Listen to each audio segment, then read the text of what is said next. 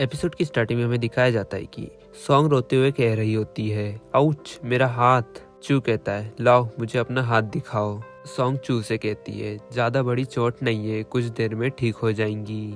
चू चिल्लाते हुए कहता है, बिल्कुल नहीं, तुमको जल्द से जल्द डॉक्टर को दिखाना होगा। सॉन्ग रोते हुए चू से कहती है, ये चोट ज्यादा गंभीर नहीं है, ये सिर्फ एक छोटी सी खरोच है। फिर सीन शिफ्ट होता है और डॉक्टर सॉन्ग का हाथ चेक कर रहा होता है। डॉक्टर कहता है, अच्छा हुआ आपको ज्यादा गंभीर चोट नहीं आई, नहीं तो कार में आपका हाथ आने से आपके हाथ की हड्डी भी क्रैक हो सकती थी। अच्छा हुआ कि आपकी कोई हड्डी को नुकसान नहीं हुआ है।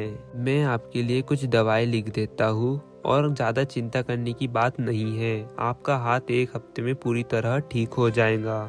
सॉन्ग डॉक्टर से कहती है, डॉक्टर आपका शुक्रिया।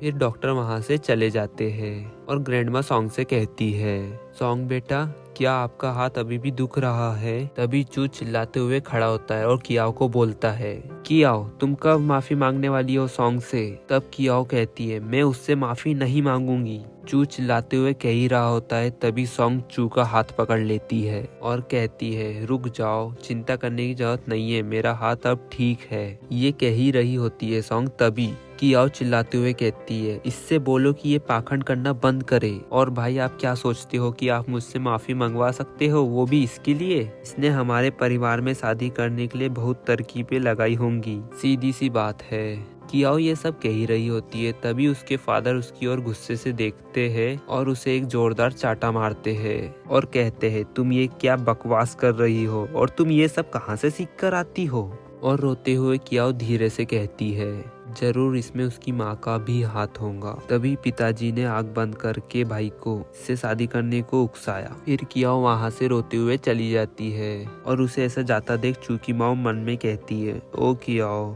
उसके बाद मॉम सॉन्ग से कहती है, सॉन्ग तुम कियाओ की बात का बुरा मत मानना, पता नहीं वो असामान्य व्यवहार क्यों कर रही है।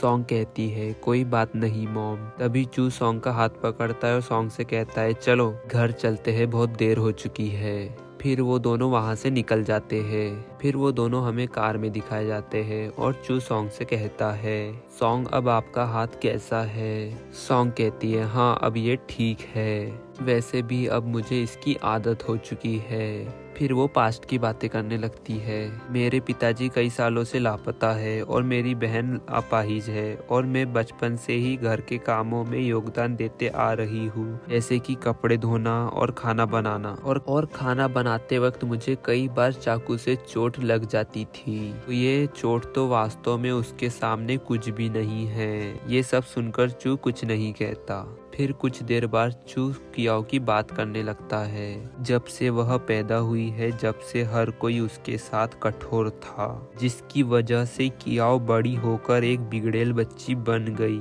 उसके गर्म मिजाज व्यवहार के बावजूद यह देखते हुए कि उसे थप्पड़ मारा गया, तो मुझे लगता है कि उसने अपना सबक सीख लिया होगा। और यदि आप अपने सास ससुर से मिलना पसंद नहीं करती तो आपको कोई फोर्स नहीं करेगा। ये सुनकर सॉन्ग ब्लश कर रही होती है। कुछ समय बाद वो दोनों घर पहुंच जाते हैं। चू कोट उतारते हुए सॉन्ग से कहता है, एंटीबायोटिक दवा लेना ना भूले और आपको मेरे लिए कल सुबह नाश्ता बनाने की कोई जरूरत नहीं है। सॉन्ग चू से कहती है, मैं सुबह नाश्ता बना दूंगी, ये एक सिर्फ छोटी सी खरोची तो है। चू कहता है, इसकी कोई जरूरत नहीं है, अभी आपका हाथ घायल है और मैं नहीं चाहता कि लोग गलत समझे कि मैं एक गुलाम की तरह आपसे काम करवा रहा हूँ।